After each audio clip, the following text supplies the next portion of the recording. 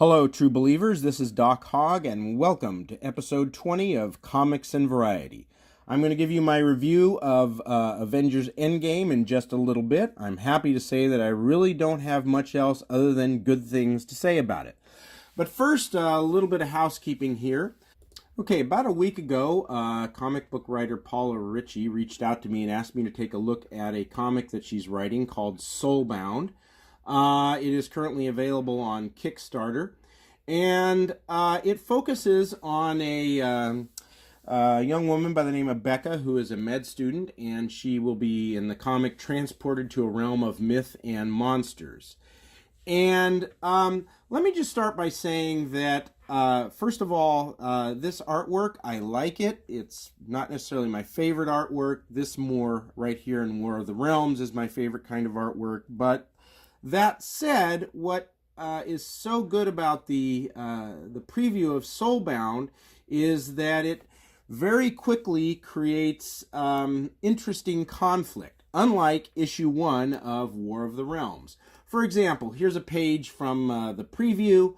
Becca's father has died. She's attending the funeral with the stepmother. She keeps looking over at the stepmother, particularly at the necklace the stepmother is wearing. And the reason is that is a necklace that was given to Becca by her father. And the stepmother has more or less kind of appropriated it, stolen it, whatever. So clearly there's some tension here brewing between the stepmother and Becca. You wonder how this is going to turn out. I suspect the stepmother is going to have some bigger role to play, but it's a great way to start it. And then toward the end of the preview, Becca has been pulled through the portal, and that part ends as a cliffhanger, unlike War of the Realms. I'm not going to say too much more about it. I don't want to spoil it for you, but it's a good cliffhanger, and it makes you wonder, gee, what's coming next? So, like I said, Soulbound, it's still available on Quickstarter for a few more days. I would highly recommend that you back it, and kudos to Paula Ritchie. She's really off to a really great start here. I will provide a link to the Kickstarter campaign for Soulbound in the description below. Alrighty, let's get to my review of Endgame. I went and saw Endgame on Friday. It's Friday, gotta get down on Friday. Everybody's looking forward to the weekend. Friday, getting down on Friday. Everybody's looking forward to the weekend. Just to warn you, I will have some spoilers near the end of this review. I'll put them just before Hogg's headlines. Okay, first off, should you pay full price for this movie, do a matinee, or wait to rent it on Amazon, or even wait for it on TV? Well, I always say pay matinee price if you can, but if you have a bunch of friends who want to make an evening out of it, Avengers Endgame is well worth the full price. You won't be disappointed at all if that's the price you pay. It's hard to imagine a better sequel to Infinity War. The acting is superb. Even Brie Larson is pretty good. And the producers were smart. They limited her screen time. Whether that was done because she's been so obnoxious the last month plus, or it was because they didn't want a hero who was just introduced to the MCU in February to play a big role in a film, a film that we have because of all the other characters. Either way, her limited time was a good decision. It works nicely. The special effects were top-notch. The story is very well put together. There are a few parts, like how Ant-Man gets out of the quantum realm, that are a bit contrived, but it's nothing too serious, and it doesn't really distract from the movie much at all. I want to single out Chris Hemsworth for his acting. They take the Thor from Thor Ragnarok and kind of put him on steroids in this movie. He's both sad and hilarious. He provides the comedy relief in this movie, and Hemsworth hits a home run with it. There are also subtle touches that work well. For example, it looks like Gwyneth Paltrow gained some weight for her role in this. And that's a good idea because she has been a mom for about 5 years in this film. So it adds to the realism, I guess. Anyway, before I get to my criticisms here, I just want to say go see this. You will not be disappointed. It is a lot of fun. Okay, here is my one main complaint about the film.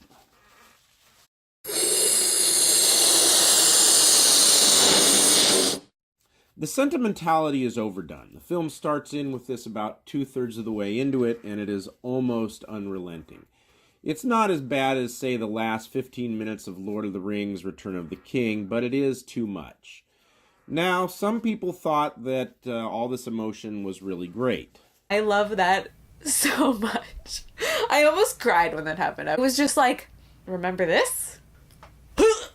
My heart. So Me, not so much.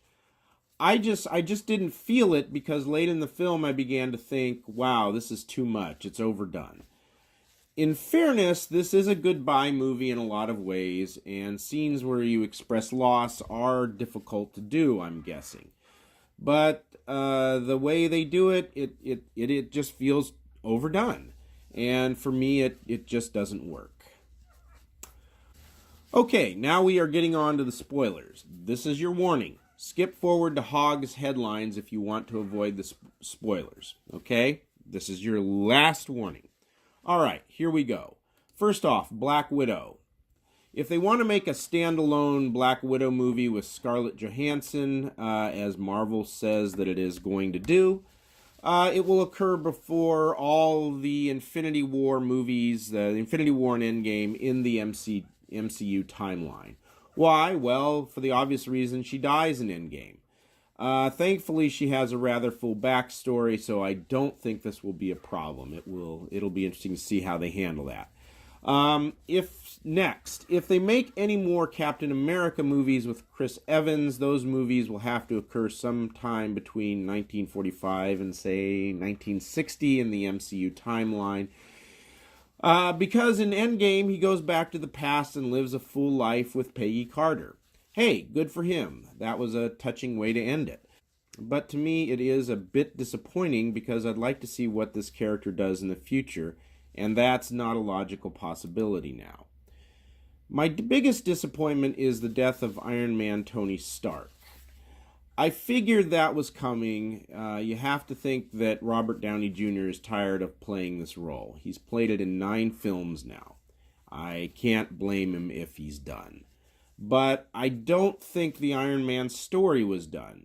It would have been very interesting to see what happens as his enemies start to figure out his technology. I would have liked to see more fights between Iron Man and villains who also have powerful Iron Man-like suits. There is a lot of that in the comic books, a lot of material to mine there, and I think the fight we got with Ironmonger in the first film was too short. I'd like to see at least one more movie where he does battle with those types of villains. But that is closed off now because he dies in this movie. And that may be my biggest disappointment coming out of the MCU, is that we don't get an Iron Man film where he fights an Ironmonger-like villain and has and the battle spans the entire film. But if a movie that was not made and will not be made is my biggest disappointment coming out of the MCU, well, maybe that is a comment on how great Endgame is and really on how great this whole series of films has been.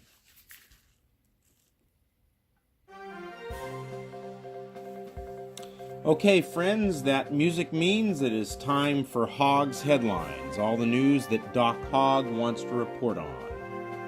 Dateline, bovine excrement. Bloomberg Business put out another scare story involving global warming a few days ago.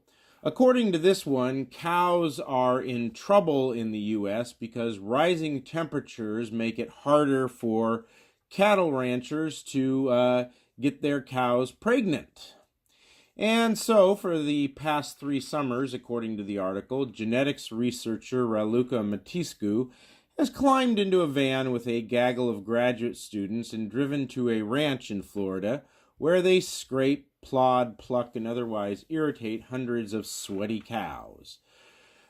A professor at the University of Florida, Matiscu, is looking for a secret: how to breed heat-proof cattle that still taste good. So why should we care about cattle in Florida? Well, according to the article, these animals are expensive to replace. It follows that as the temperature rises in the southeastern part of Florida, which has more large ranches than any other place in the country, the steaks Americans consume will get more difficult and costly to produce. Well, that last sentence makes it very easy to buy into the global warming hype here, in part because it is so misleading. When the author here, who is, let me check here, the author Christopher Flavel, when he says that Florida has more large ranches than any other place in the country, I don't know what he means by large. Does that mean, are you measuring large by acreage? What he isn't doing is measuring it by the number of cattle. For example, if you look at the number of cattle in a state per capita, Florida ranks at number 38. If you look at it as just total number of cattle in a state, Florida comes in at number 19. And if you doubt that Mr. Flavel is providing misleading data in service of global warming scaremongering, then take a look at these two sentences later in the story. Quote, coastal cities going underwater, whole towns consumed by fire, waves of migrants, mass extinctions. Each promises tragedy on a scale that remains difficult to comprehend, despite the increasingly specific and strident warnings of scientists. And the failure of the world's food system, even if it unfolded across decades, would be inescapable and calamitous.